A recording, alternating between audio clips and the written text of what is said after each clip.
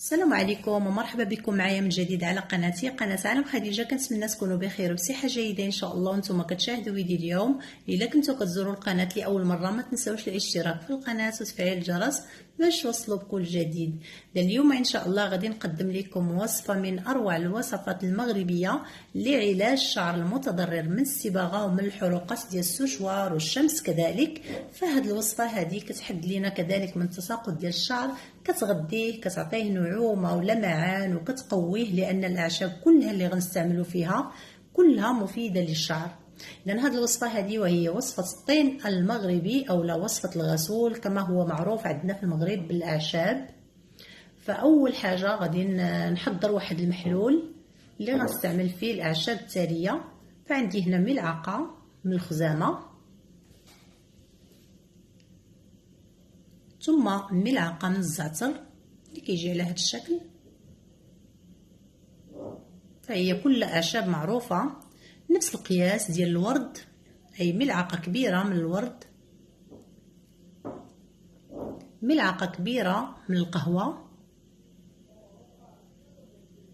ثم غنحتاجوا لواحد الخنيشه بحال هكذا ديال الشاي الاسود اللي كيمكن لكم تعوضوه بالشاي الاخضر، لان كنعرفوا الفوائد ديال الشعر ديال الشاي اولا ديال اتاي الشعر يعني والجسم والبشره كذلك.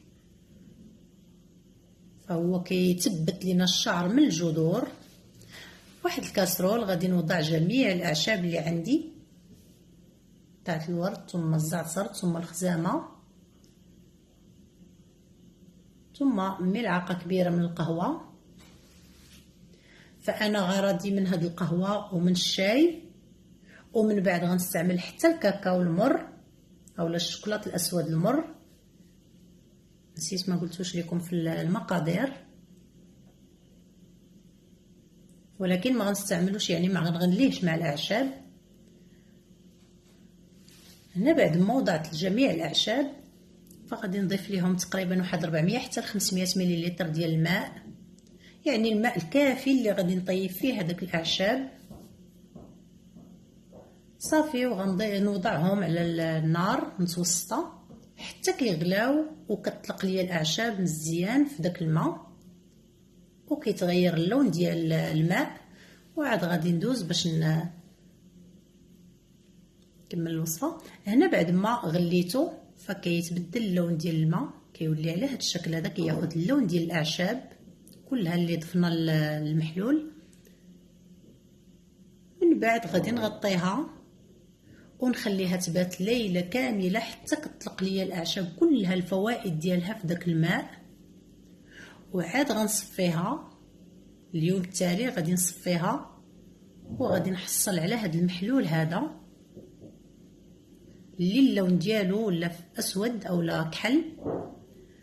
وهنا غنحتاج الكميه من الغسول، يعني الكميه اللي كل وحده كتاخذ الكميه اللي على حسب الطول ديال الشعر ديالها. انا خديت هنا تقريبا واحد ملعقه كبيره. فكلنا كنعرفوا ان الغسول كيف ما كنوضعوا عليه الماء كينتفخ وكيتزاد الحجم ديالو. من بعد غنوضع ملعقه كبيره ديال الكاكاو اولا ديال الشوكولاط الاسود المر اللي بدون سكر. فانا ما غليتوش مع الاعشاب لان باش نستافد من اللون ديالو، لان هنا غرضي من هاد الاعشاب كلها اللي وضعت انني نبدل اللون ديال الشعر ديالي، يعني بغيت نزول اللون ديال ليماش. هنا كنضيف المحلول الغسول وكنخليه حتى كيرطاب. وعاد غندوز باش غادي يسهل عليا انني نخلطو باش نحصل على واحد العجين بحال الشكل ديال البوماد.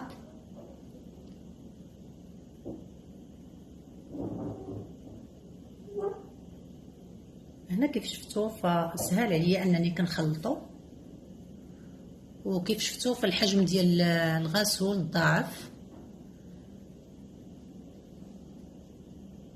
بالنسبه للبنات اللي كيبغيو الحنه وما عندهمش يعني الصباغه في الشعر ديالهم اولا ليماش، فكيمكن لكم تضيفوا ملعقه ديال الحنه. فحتى الحنه حتى هي راه كتغذي لنا الشعر. وبالنسبه للبنات اللي عندهم الصباغه في الشعر ديالهم كيمكن لهم يتفاداو الحنه، لان كنعرفوا انها راه ما مزياناش مع الصباغه. هنا باش غنعطيو واحد اللمعه للشعر كنضيف واحد الملعقه كبيره تقريبا ديال العسل هكذا، حتى الا ما استعملناش يعني الملين او البالسم من بعد الشامبو، فكتخرج لينا في نفس الوقت كتخرج لينا واحد اللمعه خاصه. وعاد الغسول راه كيعطينا واحد النعومه للشعر، يعني لا داعي مع هذه الوصفه هذه اننا نستعملوا شي كريمه للشعر او ملين. اذا بعد ما خلطت الوصفه ديالي فكنطبقها على الشعر تقريبا واحد ساعتين ديال من ساعه حتى لساعتين، ومن بعد كنغسلها طبيعي. يمكن لينا نكرروا هذه الوصفه هذه مره في الاسبوع حتى لجوج المرات، يعني ما كدير لنا حتى شي ضرر في الشعر، بالعكس كتغطي لينا الشعر من الجذور وكتفيد لينا الشعر مزيان. اذا كانت هذه هي الوصفه ديالنا ديال اليوم، كنتمنى ان شاء الله انها تنال الاعجاب ديالكم. طبعا الا عجبتكم ما تنساوش خليوا لي لايك للفيديو، تعليق من تعليقاتكم الجميله، ونبقى لي الا نودعكم ونقول لكم السلام عليكم والى اللقاء في فيديو قادم ان شاء الله.